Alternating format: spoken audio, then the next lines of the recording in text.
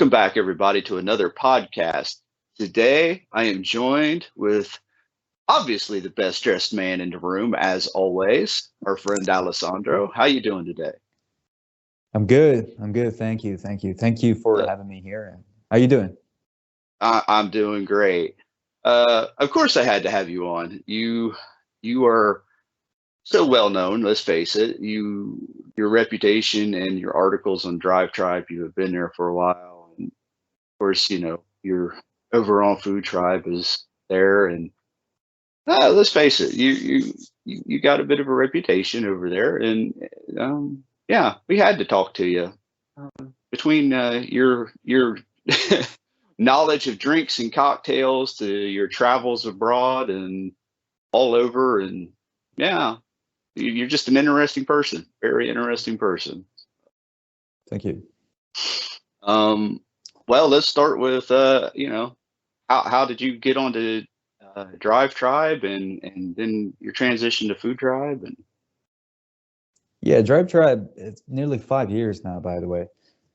I found a tweet straight from Jeremy Clarkson's Twitter feed, and it must have been October, I think, November 2016.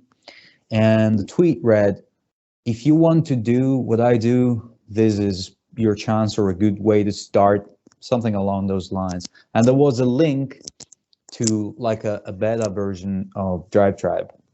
FoodTribe didn't exist back then, and you could apply. Anybody could apply to create your own tribe and run it, and it could be about anything you wanted. And I did with my own tribe called Game Changers.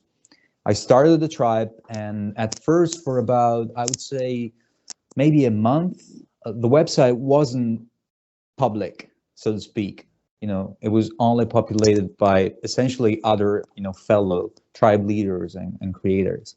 And then it was made public, and that was 5 years ago. Because I remember my first post on DriveTribe dates back to, I think, if I'm not mistaken, November the 12th, 2016. So that's nearly 5 years now. And then FoodTribe came along, I think, probably 2 years later, maybe. Yeah, around 2018, I think.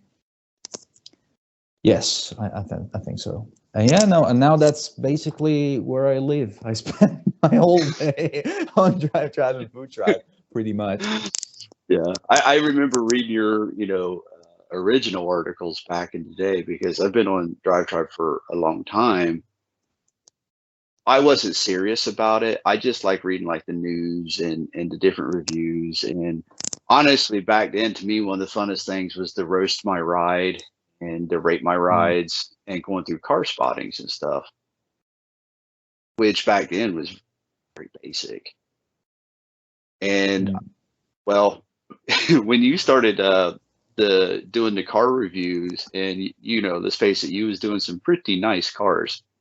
And you had to, I think it was a border collie that you would put in the car to do photos with. And I thought, if he's willing to put a little dog in some of these high-end cars like that and do pictures, he can't be an all bad guy. He can't be an all bad guy. Yeah, the border collie. Yeah, there's a picture of him somewhere in the passenger seat of a McLaren 570S. He likes cars. There's also a video with a SsangYong. What's it called? Ragstone Sports, I think they call it. It's like a pickup truck from SsangYong.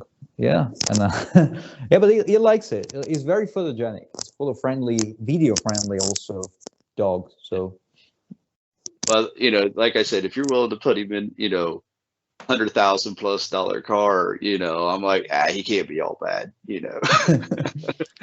Well, yeah, the car wasn't mine, so. But see, that makes it even more so. Makes it even more so. They know that all sorts of things happen to those cars. Just as long as you don't break them, it's fine.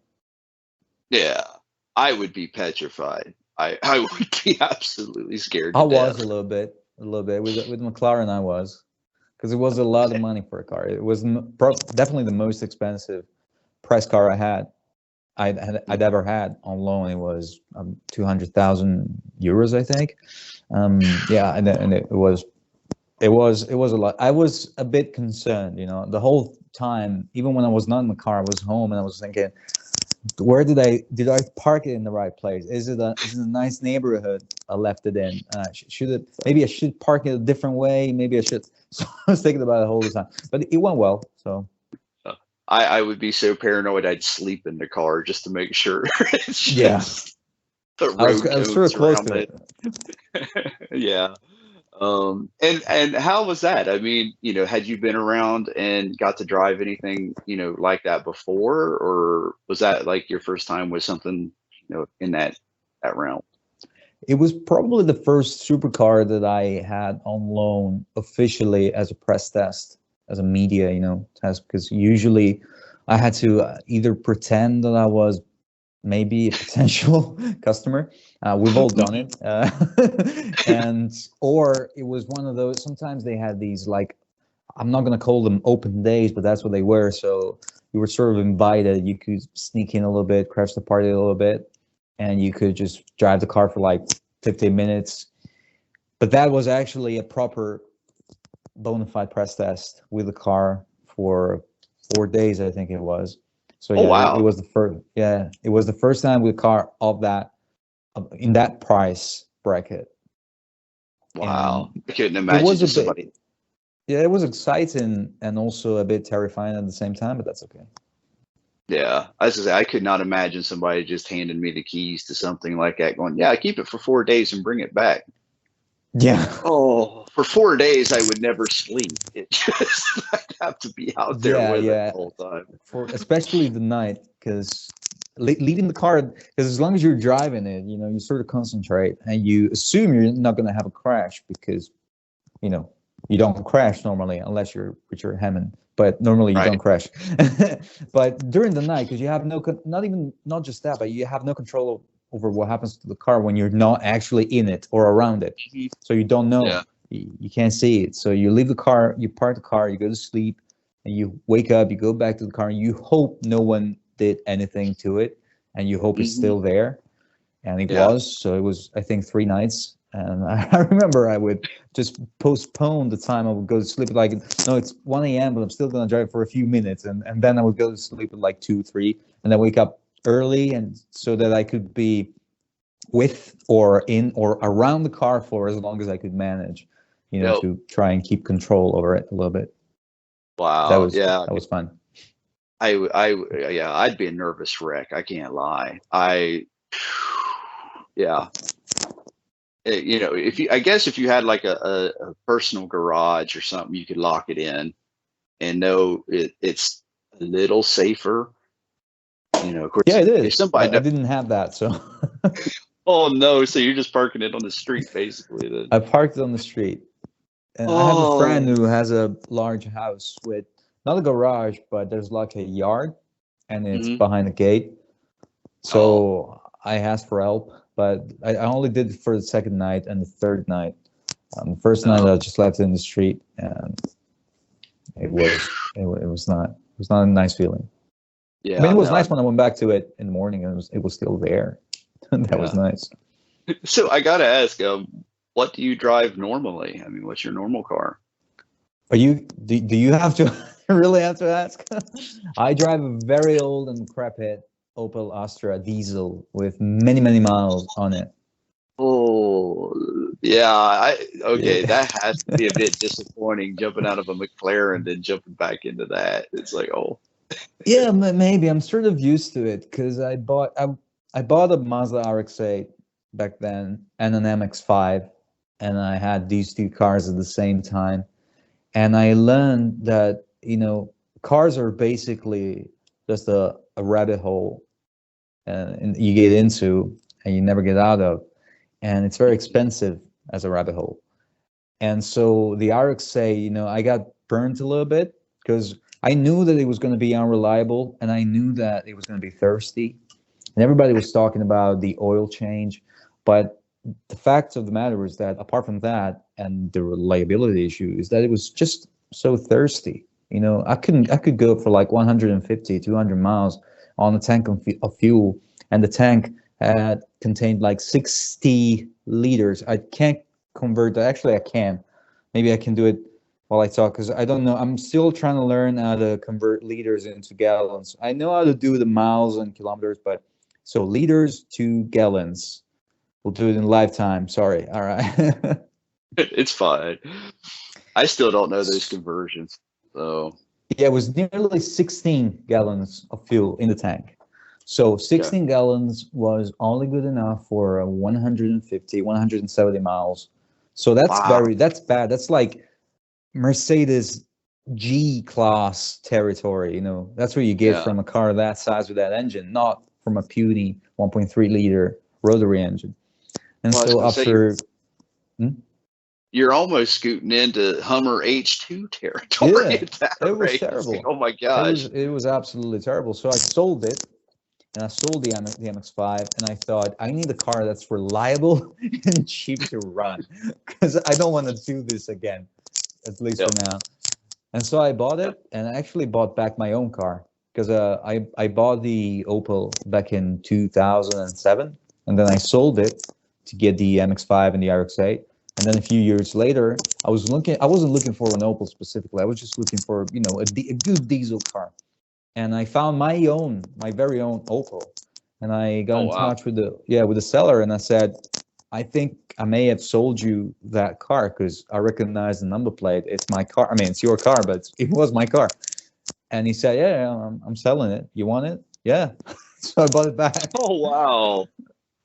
Yeah. Oh, that's a story on its own, you Yeah. That know. was 7 years ago, I think. Seven Oh years ago. wow. Yeah. So do you Yeah. still have the MX-5? Nah, I sold that one as Oh, well. now why'd you get rid of that? It broke down. Everybody kept Oh, saying, "Oh, MX-5s are absolutely bulletproof." Well, okay, maybe I was unlucky. Maybe I am yeah, unlucky with cars. Yeah, it broke yeah. down. The engine Oh, exploded. well, Yeah. wow. Okay, now that's not normal for Well, Mazda, but you know. not literally, but it Oh, did okay. in a way. It was a problem on top of a problem, with an electronic problem, with a problem with the electronics that made it difficult for me to spot the problem. And I'm very mechanically inept, so maybe I wouldn't have anyway. But and so one thing led to another, and long story short, you know, the engine died, and so I sold the RX-8 and the MX-5 within days. Actually, I wasn't Oh wow. planning to, but it just so happened that I sold one and then the other in a matter of a couple of days, maybe a week, and then I bought the Opel. There you go. So do you know, with all the cars, you know, you get to test and write about, what would be your dream car? My dream car, I think I have two. Fair For enough. some reason, I'm obsessed with the Dodge Viper, and I've never So driven you, it. so you and Cody Wagner have something definitely in Yeah, common. So, I love it. I don't know why. I grew up, you know, when you're playing trump cards as a kid, and I liked the Viper because it had the bigger end. It always had the biggest engine in the room, essentially, Mhm. and I liked the look of it. And so, but I never drove it. It just never happened. And then the other one is the Lexus LFA, which I have driven, and it was actually the subject of my first ever post on DriveTribe, and that would also be a dream car. If I had to pick one, it'd be the Lexus, just because I've driven it and I haven't driven the other one, so I know I have met my hero. You know, Yeah. you say you should never meet your heroes, but I have met mine, and he was great. So Well, I'm glad he lived up to it. I know for me, the LFA, or yeah, the LFA is worth every bit of money just because of that sound, and yeah, it's astonishing. yeah, And he made you it know, famous. yeah, and I've never rode in one or anything like that. I've never had that privilege. I have seen one, and luckily the one I have seen in real life, the guy kind of got on it, and it was astonishing sounding, and how fast it revved up. It Yeah, was just immediate, and it was, yeah. yeah. And I thought, I don't care what it costs, it's worth every dime just to hear that sound. Just the Viper does shock me. I gotta say, the Viper does shock me. That is so not what I was expecting, you know. So Is it better or worse? no, I think it's just interesting. Mm, Because you know the Viper. I do think catches a lot of flack, Mm-hmm. and maybe unwarranted, because everybody says it's such an old design. The chassis is very old. The engine is pig iron and stuff like that. I mean, it's still a good naturally aspirated V10. I get everything in it is from outdated stuff, but they have made it to the point that the mechanical grip, the power that it's putting out is so well balanced, and I think people just hate on it because of the old stuff used in it, but they're making it work, and they're getting I guess modern performance and abilities out of something that old.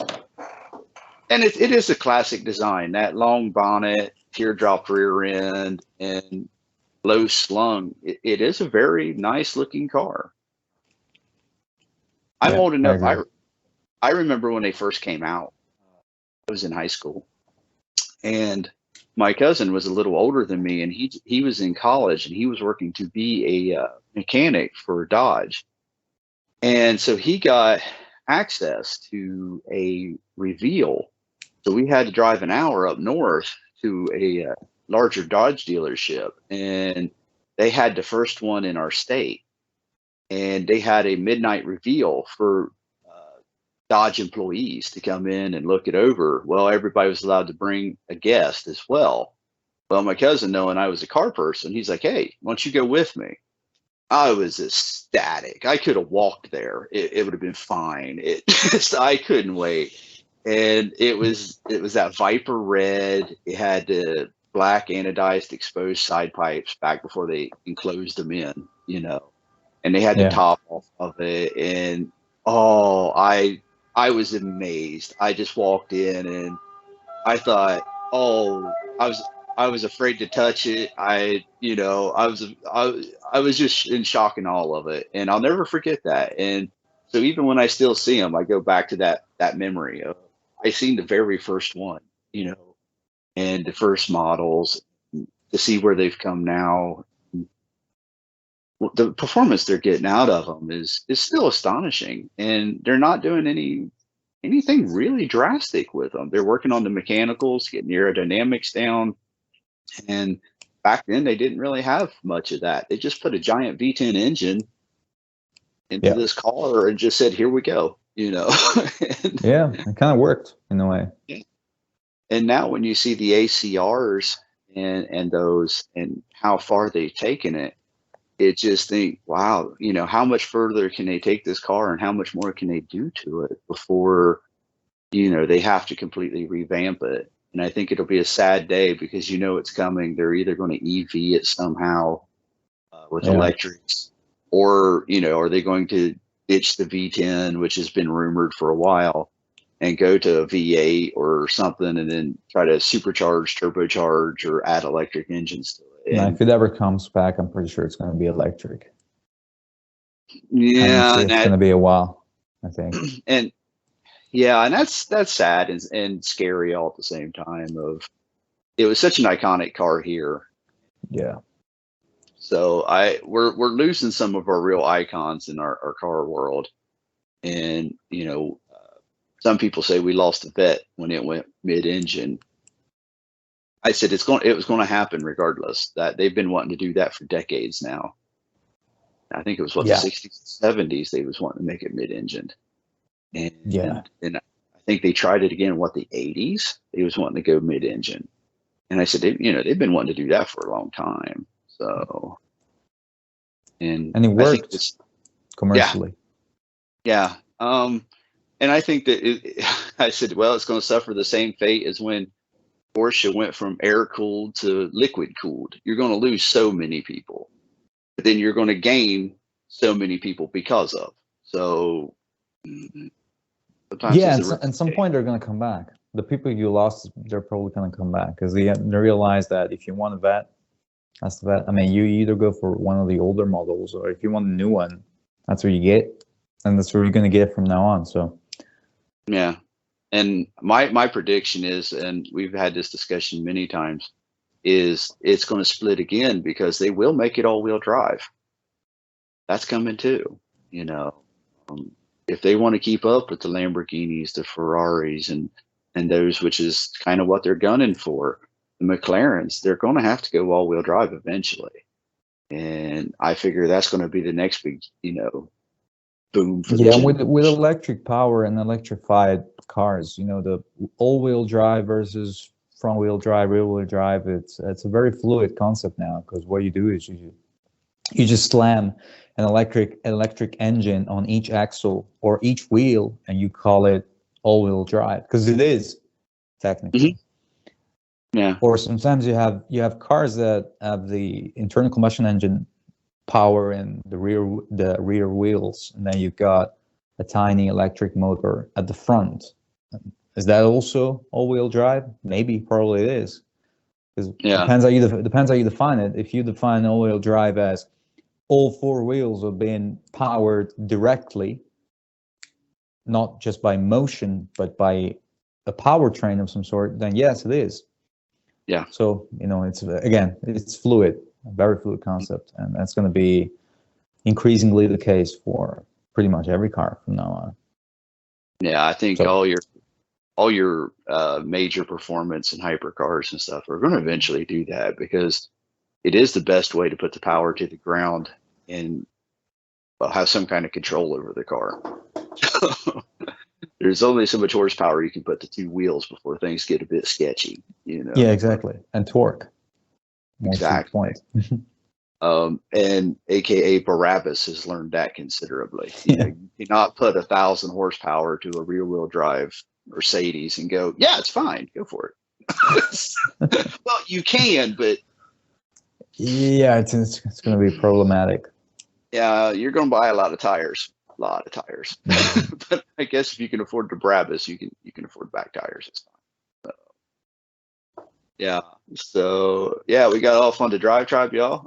But since he has a big influence on DriveTribe, you have you've risen through the ranks there pretty good. So we have a tendency to do that. I am shocked. I try my best. I think you do really good considering. I know you've been there for a while, and that really helps a lot more than people think. But yeah, it does. I think you're doing great. With that, I am a little shocked that, you know, your two cars, there was no Italian car in there. So I was a little shocked. I thought, okay, well, he's giving me the Viper, and now, you know, there's going to be an Italian car somewhere. But I'm an unusual Italian. There are many things. Well, actually, no, there aren't that many things that I like about Italy. And when it comes to brands, well, I don't know. I think Alfa and Lancia, there are a few things I don't like about those brands, and everything. I don't know how to say it nicely, but the thing is, they're both has-been brands, you know, and they have been for a long time, too long. Ferrari is a bit predictable. If I had to pick an Italian brand, I would probably go for Lamborghini, because it's a bit more, you know, out there. It's a bit crazier. Ferrari is a bit predictable, you know. It's like the Rolex of the car world. Oh, you have a Ferrari. I mean, I wish I had, but you know, if you ask somebody what's your favorite car, and they say, oh yeah, it's a Ferrari, you're a bit like, yeah, okay, what else is new? I'm with you on that. It just seems to be the go-to answer. Yeah, the go-to answer to a question maybe you're not really familiar with, and you're not ready to answer. So that's why it is a bit predictable. But Ferraris are great. I mean, there's a reason why Ferrari is Ferrari. Yeah, there is. I fully agree, but I got bored with them. I did. Yeah. When I was young, they were still making some great looking cars. And, you know, they are so deep into their racing heritage, and they're racing. All their cars, you can tell, are designed by wind tunnels. And when you build cars based off of that kind of things, there's only so many shapes you're going to get. There's only so much design that is there for just looks as opposed to function. and they are more function than they are any kind of fashion now. And the old Ferraris of the day, even the mid 80s, let's go 70s and 60s, and then back then even a little further, those were the best looking Ferraris. And I mean, now your Ford Fiesta could outrun them, but you just look so much better. I kind of like the Roma. I like the Ferrari. I know most people have a problem with it because it looks a lot like. And actually, it's true that it does look like an Aston Martin. But more to the point, it does look a lot like the Jaguar F-Type in person, the Roma. But I like it. I think it's a great design. I mean, it's not super original. It's not the traditional Ferrari-looking thing, but Ferrari-looking Ferrari. But I like it. I actually, of all the modern Ferraris that you can buy today, that's probably my favorite in terms of design. I gotta say, when I seen that, and I thought that can't be a Ferrari, and then I thought, wow, they're actually designing a car again, and let somebody with a pen and paper actually go, I wonder, and just kind of, it looks good. Not keen on the body color grill, but that's nitpicking, I guess. Yeah, and even the interior looks different. Yes. I feel like they're trying to change the paradigm a little bit, and they want to see if it works or not. Because even the cabin looks completely different, and the steering wheel is sort of normal again. Yeah. You have the buttons, but not that many, and you have a different infotainment system that you can tell that, well, at least that's the impression I had. It was designed more for because sometimes you have Ferraris that they call them a Grand Tourer, but they're not. They're more like, they can do Grand Touring, but you can see that they're designed with performance in mind. Whereas the infotainment in the Roma, for example, is different, and it looks like you could actually, it was designed to be used by somebody who's traveling from A to B, and A being ideally far away from B, and you enjoy the drive, and you don't think about setting the track or track plus or what was the Corsa. Yeah, you just change the music and you just drive. They're truly trying to get back to a GT car, and that's good. So what's your favorite car, by the way? Modern car. I mean, cars. Yeah, modern. That's a hard choice, honestly. I have my American roots are showing. I have quickly fallen in love with the Demon, Dodge Demon, and I think it's just that American side of me. That's a very American car. Yeah, let's just shove a very high horsepower motor into a car. Ain't completely built to hold it, It's just, it's great. When they come out with, around 350, 400 horsepower, the original Challengers, and then, they took that same basic car and said, well, let's just shove this 700 horsepower, 800 horsepower engine into it and see what happens, and it needs more air. Let's take a headlight out, it's just that I love that Americanness of it. I'm not a fan of McLaren. I'm really just not. That's a tough choice, man. And there's so many nice ones out there. I can't deny a good Lamborghini, a Hurricane. And I think the reason why is, to me, they're one of the last of the hypercars, supercars, Lamborghini as a whole, that is still willing to go crazy. They try. But if I had money, no option, Bugatti. It's a hypercar with that, your 1,200 horsepower. You can do 265 mile an hour, and you're still in quilted leather. You still have chrome, inside. It's Yeah. still a very nice place to be. And for that, now back during the old Bugatti, like EB110s, I wasn't a fan. They were cool, they were fast, but for their day, they were fast. Now they're whatever. But when I was growing up, I loved them because they were fast, but I just didn't like the design of them. And now I gotta say, I actually like the Bugattis. I think they're good looking cars. Mechanically, they shouldn't exist. I still believe that. And they've been out for 15 years now, 10 years now. Grief, they've been around for a while, and they're still doing it. Yeah. I'm going to be sad because I know probably the next generation of them to come out I won't like because of if they EV it. I think Yeah, they will. Yeah. Everybody will at some point. And that's going to be heartbreaking. So in the realm of money, that's probably my top three. Okay. Money. Gotcha. But when you're talking $5 million for a car, you really got to assess your life. Yeah, it's a bit, isn't it? It's a bit of money. Yeah, I mean, for me, looking at it, well, like even the demons now, since they've done away with them, basically, has skyrocketed. I mean, skyrocketed, and Yeah, everything has. Everything yeah, is so expensive these days.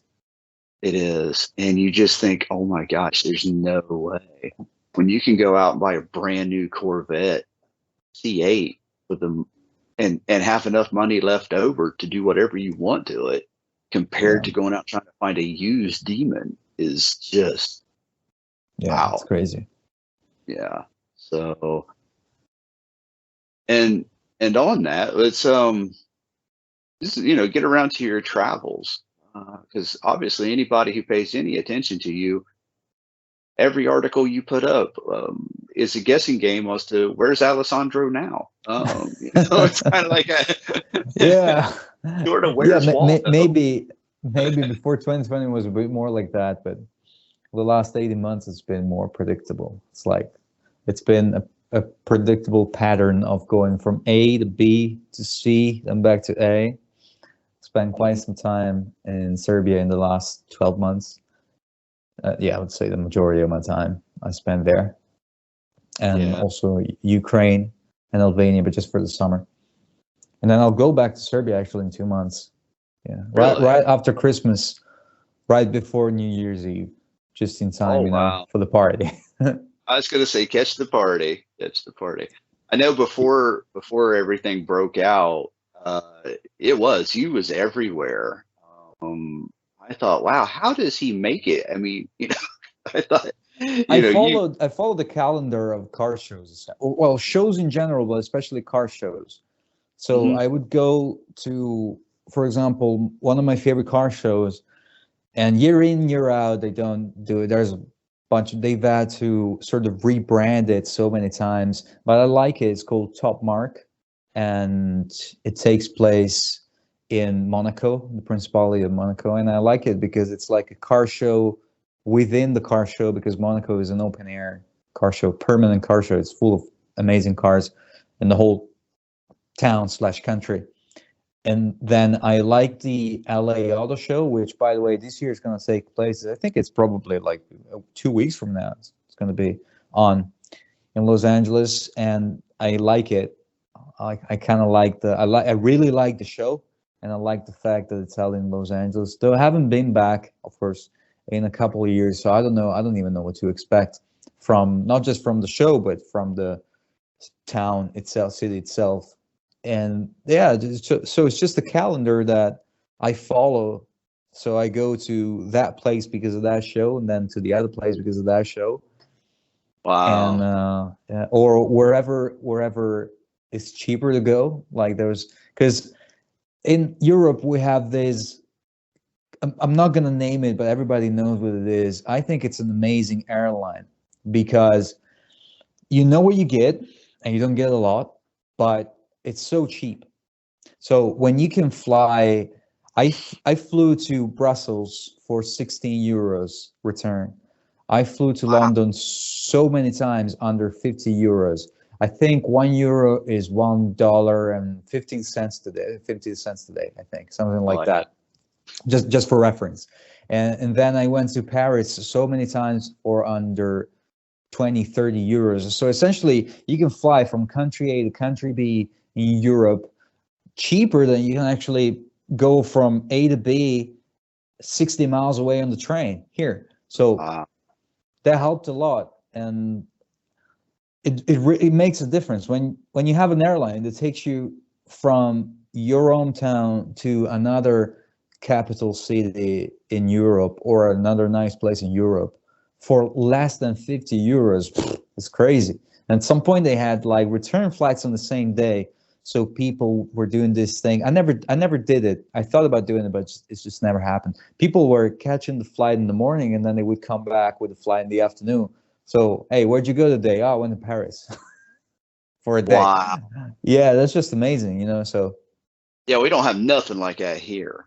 Yeah, it's several $100s just fly across country. I think partly is because of just geographical reasons. Like the U.S. is a big country. You know, Europe is big as a whole when you consider the whole continent.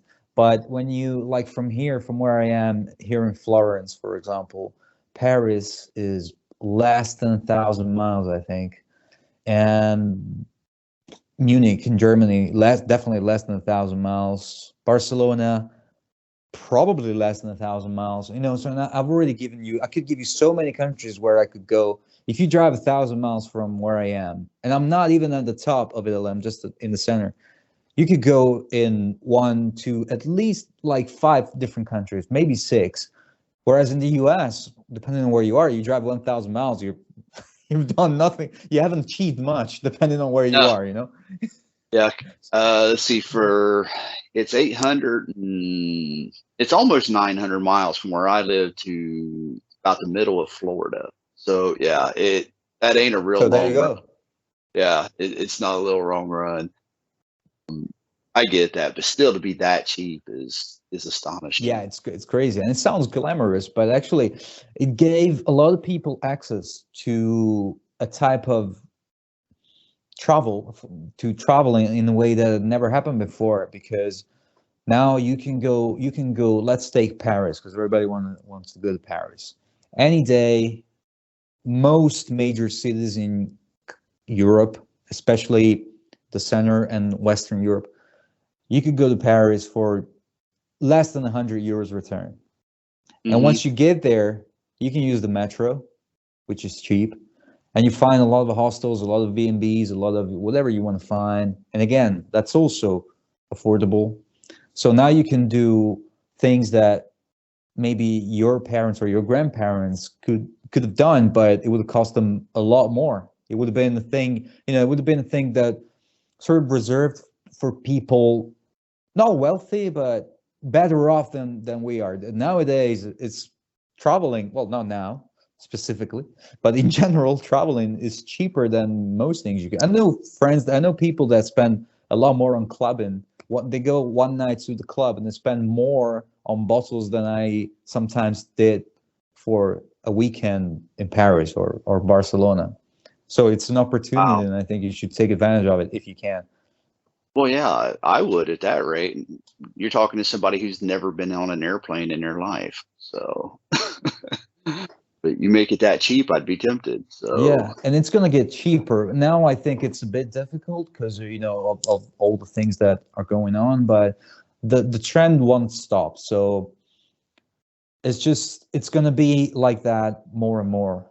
Before the whole thing happened, I'm not even going to use the C word, but before the whole thing happened, I flew Norwegian, which is an airline that still exists, but unfortunately they only operate within Europe now. I flew Norwegian from Rome to Los Angeles 3 times and to New York once, and it was like 400 euros return, which is crazy. It's less than $500 for a transoceanic flight and back. Wow. That's crazy. I mean, you don't have to go that far. The first time I traveled to the US in 2009, the cheapest flight I could find was 750 euros. And back then, the exchange rate was different. So in dollars, that would have been probably like, I don't know, 900, maybe more. I was So going to now say, yeah. the people I knew who, would fly out of country, and I don't care, throw a dart at a map anywhere. If you left the United States borders, it was $1,000. It was just $1,000, It and usually is. and it, depending on, where you went, it could go up. And of course, with, what class do you want to go? Do you want to go, first class, second class, business class, and stuff like that, or economy? You could spend more, or you're still gonna be $1,000. I don't care what you do. But I also think there's, I don't necessarily want to talk about this, but it's part of what I want to say, so I'm going to say it. There's also a difference between Americans traveling to Europe and Europeans traveling to America, because Americans, on average, they have higher salaries across the board. It's much higher.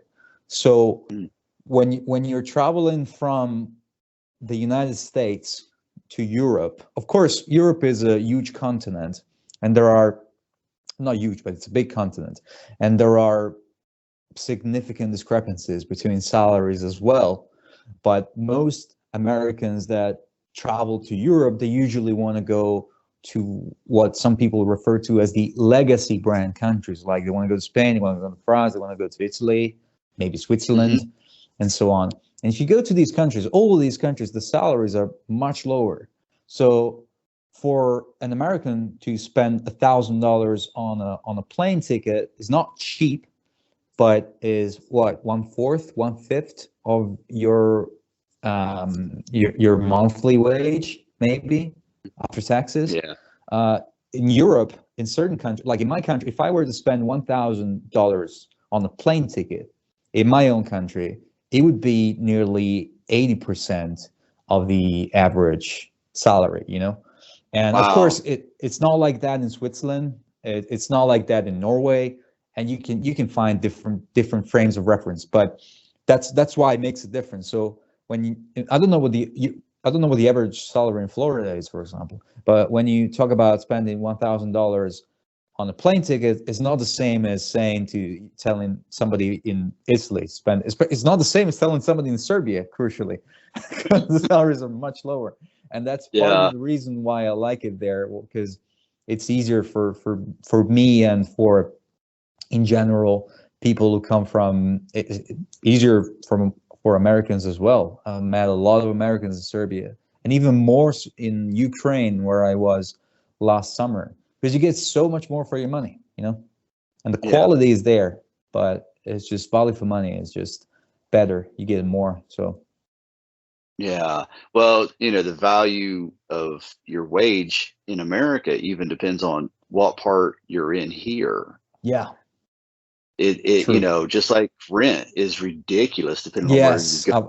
I was going to say, I think that's probably the major problem, because I think from what I saw, and I've only been to, in the US, I've only been to, the major cities I've been to are New York, Los Angeles, Atlantic City, and Las Vegas, and San Diego, and then I've been to a few smaller towns. So New York is expensive, but it's not much more expensive than like if I go out for a beer, for example. Yeah, it is more expensive, but it's roughly the same if I go in the center of Florence. But the salaries are much higher. But when I compare rent, housing in general, it's just insane. Well, I'm in the middle of the country in Ohio, and what people will buy a very basic apartment, loft, whatever they call them in New York, because there's so many ranges. What they pay in rent for, dare I say, a bit ratty looking apartment, you can get you a really nice house here, and it's just, but Yeah, they want to yeah, live in New York, and they'll pay $2,000 for this sort of studio apartment on a yeah, 14th floor of a building, and you could take and come to Ohio and buy true. a nice house, you know, Yeah. and have a And yard they place, you probably know. only have one window, and the view you get Mhm. is the opposite building, which is Yeah, probably like 5 inches from you. So you open the window, and it's like, oh, there's another window from yeah, and another guy like me who's paying $2,000 for a place just because they want to be in New York. But I get it, I yeah, understand it. I know yeah, we have reassessed it a little bit, the value of the importance of location, location, location, as they say.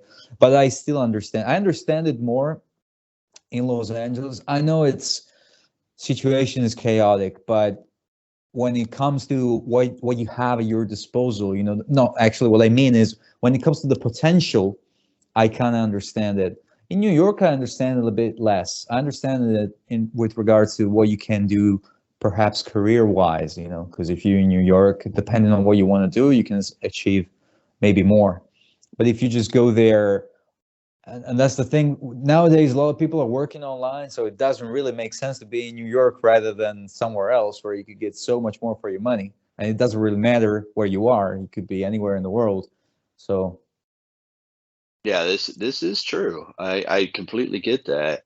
Uh, I like middle country. I I have no desire to go to New York or California. I really don't. Even when if I just do like a Google map or anything, and I look at those cities and how busy and crowded they are, yeah, I just nope, it's not it's me. not it's not for everyone. No, it's not, and I'm one of those. Yeah, some people uh, like urban scenarios and some don't. So I that's really something you should know about yourself before you move to one of those countries. Because a lot of people, maybe they like the idea, for example, of the beautiful country, of having a beautiful country home, in the middle of nowhere, and then you go there and you realize that you don't really like it in the middle of yeah. nowhere. Or some people go to the city and they're like, oh, I don't like big cities. As it turns out, I don't like chaos. Mm. No, I've always wanted one of the places I've always wanted to go was Japan. And then I look at, the cities there and the people, and I just, oh no, I wouldn't make it. I couldn't. When you're standing on a city corner waiting across the street, and you're standing there with 400 people waiting across the street Yeah. with, it's like, no, I'm good. I'm good. I'm good. My wife is wanting to do she's wanting to go to Thailand, and I'm Mhm. like, okay. And I look, and it's like there's parts of it. It's kind of ruralish, and the populations aren't real big. And then you get into some of them areas where, oh my, the population is very dense, and you just think, oh, I don't know if I'm going to do well there or not. It's just If you like rural areas, I think in Europe the best countries to go to in general are, well, Scandinavian countries definitely, because they have a lot of everything. They're quite huge countries. They're pretty big. They have a small population. So once you drive away from the major cities, and it's usually the capital city plus a couple of major cities, almost always in the south, because when you go up north, the temperature changes, the climate changes, it's a bit colder, and it's all wilderness. It's all so if you like natural landscape, rural areas, and if you like that sort of thing, that's definitely the place for you. And when other places, I don't know, Italy is quite crowded. It's a small country with a lot of people in it, and there's not. They have a lot of mountains, a lot of hills, lakes. You have all kinds of things. So it's a small country, and on top of that, the area that's actually habitable is not that vast. So, and there's 58 million people living in Italy. So that's a lot of people for a small country, and it's very crowded. Everywhere is crowded. yeah, yeah. In 47 years, I learned that small towns, lower densities of population is my preference. Yeah. Yeah. Yeah, So Scandinavia might do it for you. Scandinavian countries in general, Sweden and Norway more so than also Finland, because Denmark is a bit smaller, and there's more of a Germanic influence to it. More, I don't know how to word it, but it looks more like Germany, I guess, Yeah. than Sweden and Norway, which are full on. When you think of Scandinavia, what you have in mind doesn't look a lot like what you will actually find in Denmark. This is actually what I was trying to say, maybe. But it does look a lot like what you actually find in Norway and Sweden. Okay, because I love like the look, the architecture of Bavaria, and I think it's a beautiful place. Yeah, it is. I would love to go there sometime. And I know there's something to be said about, well, if you're planning a vacation to Germany, yeah. But I think that there's a lot of places in this big world I would like to go to. Right now, I know it's really not. I won't say feasible, but not advisable, maybe. But I would. It's I a bit would like to. complicated. It's a bit difficult, but it's a lot to do. There's a lot of bureaucracy involved. So there are many countries where maybe you can go to, but you can go to the next country, and then like now things are changing, and I'm not up to date. I'm not up to speed with the latest regulations, but I know that last time I was in Serbia, when I was in Serbia actually, I couldn't go. You couldn't travel from the U.S. to Italy or Italy to the U.S. directly, but you could travel to and from Serbia, and that's like a 10-hour ride maybe, or you could fly internally, so you fly there and then from there you fly here, and a lot of people did it. So now you can, I know that from November, I don't remember the exact date, but technically borders are going to be open again, US to Europe to the EU, and EU to the US in practice, in theory, but in practice you can already go. All you have to do is fly somewhere else that's vaguely in the area, and then hop on a train or another flight or whatever, and you can go. So, but it really depends on your preference. It depends on your personal preference. Like I know for what I like, I know where I like to be, depending on the things that I like to do, and depending on the things I'm interested in. One of the things about Serbia that I don't like is the fact that as a car guy, there's not a lot for me to do there in terms of the car scene. There aren't that many shows. There aren't that many interesting cars around. People don't care that much. And for example, but I know there are other things that I like. So if you're in cars, for example, there are places that really cater to you in a way. If you're into nature, depends what kind of nature, because some people like the seasides and people like mountains. So once you've established what you like, that's why I said Norway and Sweden, for what you like is probably what you're looking for. You'll find what you're looking for. You'll go there and you're like, oh yeah, this is exactly what I was looking for. I didn't know what I was looking for, but now I found it, and that's it. This is it. So, well, see, maybe that's your next future is travel advising, is telling people where they should go. Yeah, I like it. As you can see, I'm quite passionate about it. I'm a bit ranty when it comes to these things because I tend to talk too much. Never stop. But I find it interesting. Yeah. Well, and it's connected to everything else, right? Because you go to a place and like in terms of DriveTribe and FoodTribe, for example, there are essentially 3 subjects that we cover, and that's cars, watches, for me at least, on DriveTribe, and then food and drinks.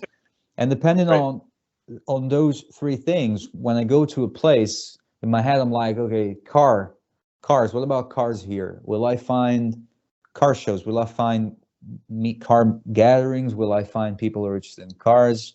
Do people like nice cars? Do they drive nice cars? Is car spotting a thing? And same with food, same with drinks, same with everything. And so that's also a factor.